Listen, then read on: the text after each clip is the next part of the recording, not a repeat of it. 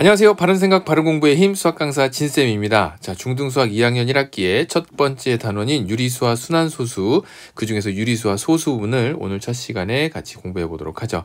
자, 어떤 내용들 나와 있는지 함께 살펴보도록 하겠습니다.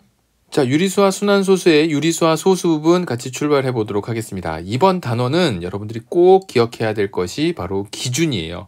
그리고 정의가 어떻게 되는지 그 용어에 대한 정의를 정확히 알아두는 것에 초점을 맞추고 공부를 시작하도록 합니다. 자, 그러면 유리수와 순환소수 같이 보도록 하죠. 자, 첫 번째 개념 유한소수, 무한소수 나오는데요. 선생님이 얘기했던 것처럼 이번 수업은 기준에 대해서 명확하게 알아두어야 돼요. 무엇을 기준으로 분류할 것인지, 우리가 분류하거나 체계를 잡는 데에서는 항상 그 기준을 명백하게 두고 가야 되고, 그 다음에 용어에 대한 정의를 바르게 이해한다. 그리고 기억해야 될 것이 있으면 반드시 기억해 두자라는 거죠.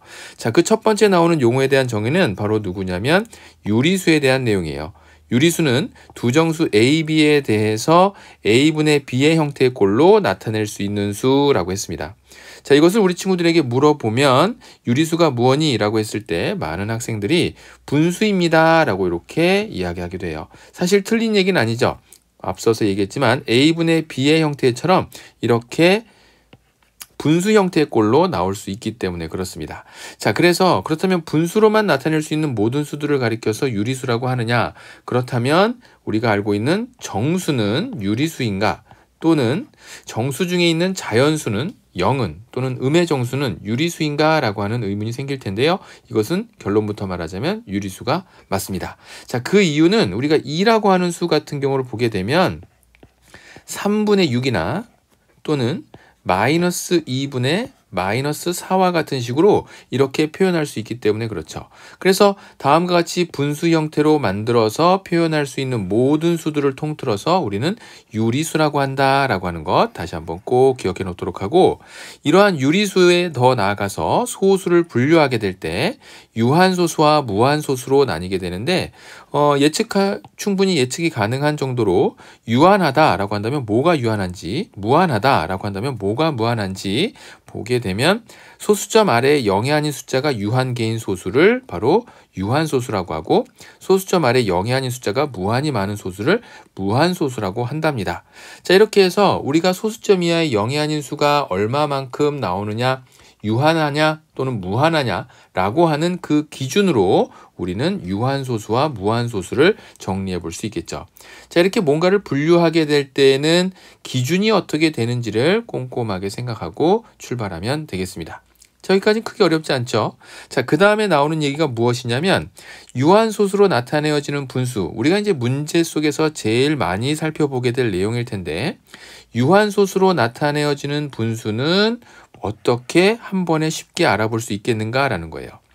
유한소수로 나타내어지는 분수를 우리가 이미 초등학교 5학년 과정에서 예를 들어 4분의 1과 같은 수를 보게 되면, 이것을 분수를 소수로 만들 때 분모를 적당한 10의 거듭제곱이 들어가 있는, 즉 10이나 100이나 1000 등의 수로 바꾸고 분자에도 분모에 곱했었던 똑같은 수를 곱하면서 다음과 같이 분모 분자에 똑같이 25라고 하는 수를 곱하면서 이렇게 곱하기 25를 곱하면서 초등학교 5학년 때 이것이 얼마가 되는지 살펴봤었냐면 바로 100분의 25가 되는 것을 살펴보았죠.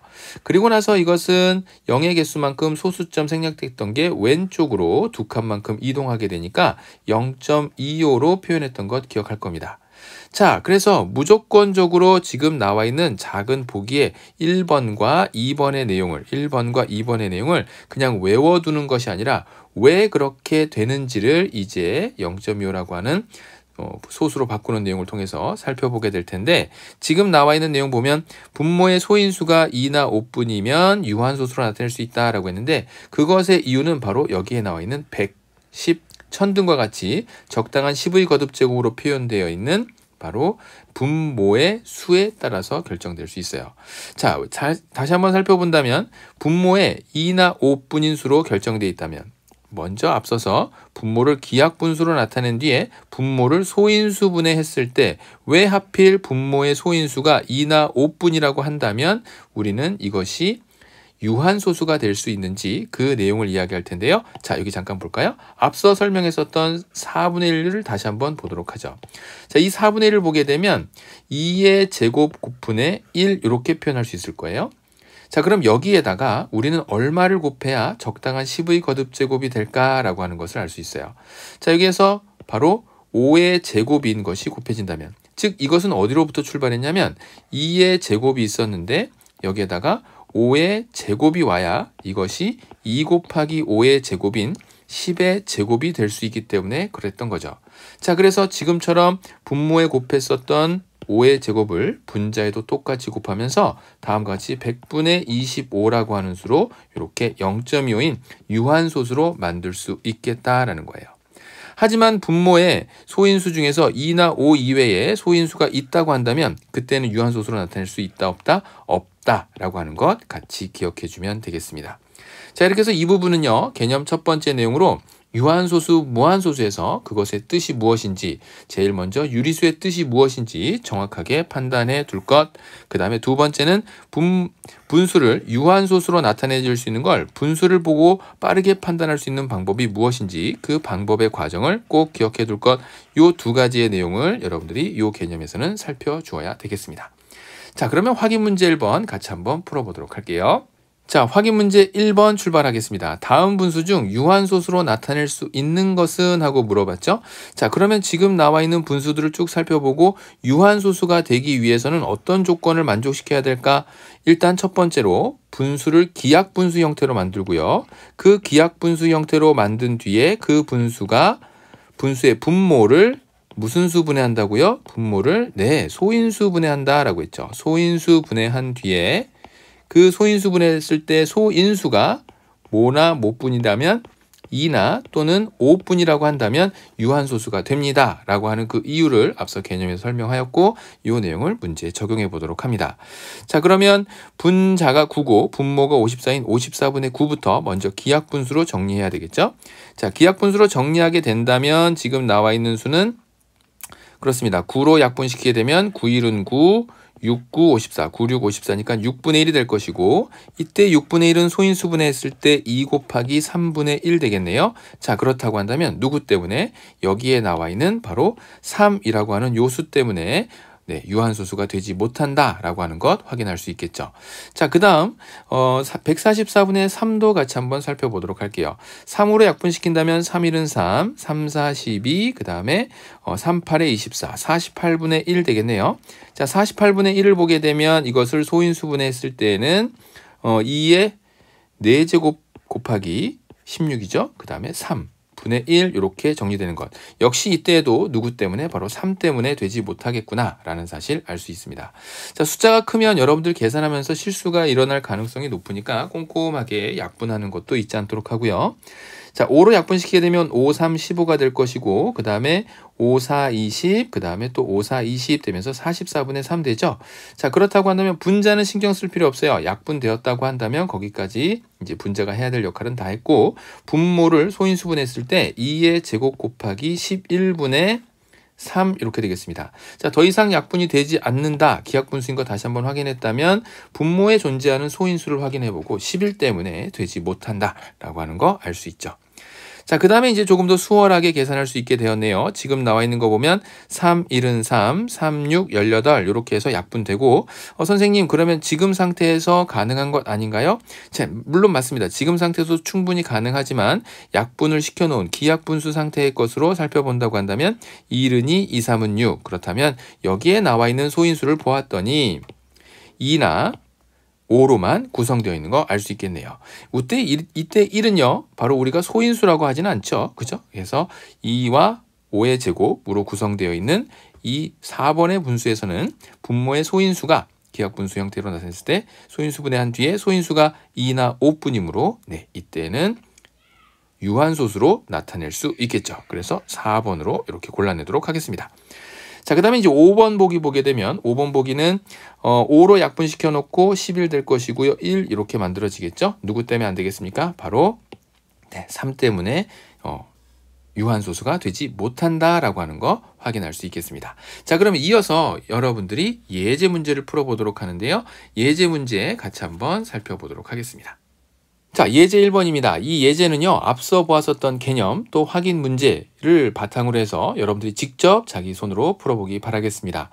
문제를 선생님과 함께 읽어본 뒤에 광고가 잠깐 나가게 되고 그 사이 시간 동안 이 문제를 어떻게 풀어야 될지 스스로 고민해 볼 수 있는 시간을 꼭 갖고 그 뒤에 문제풀이는 이어지도록 하겠습니다. 자, 문제 같이 한번 읽어보죠. 980분의 14 곱하기 a를 소수로 나타내면 유한소수가 된다. 자, 유한소수가 된다라고 했고요.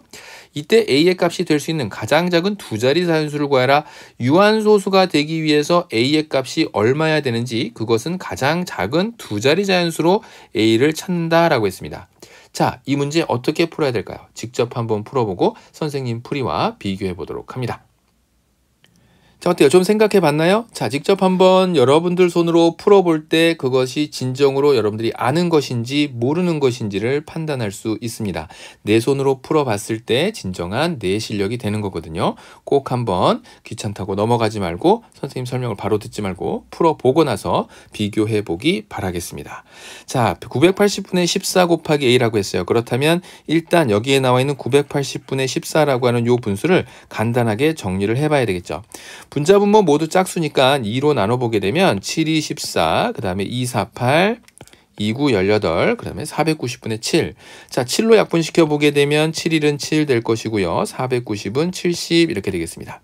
자, 70분의 1로 지금 나와 있는 분수는 기하분수가 되었고 70을 얼른 소인수분해 시켜서 35, 그 다음에 5, 7, 35. 그래서 지금 나와 있는 것은 2 곱하기 5 곱하기 7. 자, 이렇게 해서 분의 1. 이런 식으로 우리는 소인수분해된 분수를 살펴볼 수 있겠네요. 분모가 소인수분해된 상태. 자, 이랬을 때 여기에다가 2 곱하기 5 곱하기 7분의 1 되어 있는 것에 곱하기 a를 해서 이것이 무슨 소수가 된다라고 했냐면 유한소수가 됩니다라고 했죠.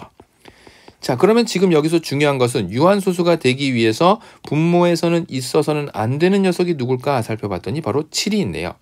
자, 그래서 여기에다가 a 대신에 얼마를 넣었냐면 a는 7입니다. 이렇게 멋지게 답을 적어놓고 나왔더니 틀렸습니다.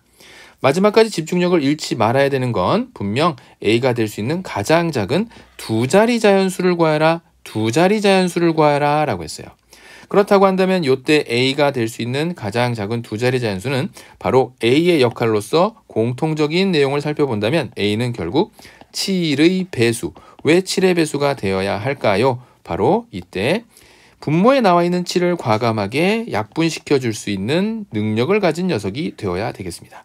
그래서 a는 7의 배수 중에서 가장 작은 두 자리 자연수라고 한다면 얼마가 되겠습니까? 맞아요. 바로 정답은 14가 되는 것을 알 수 있겠죠? 그래서 문제 정답은 14로 정리하겠습니다.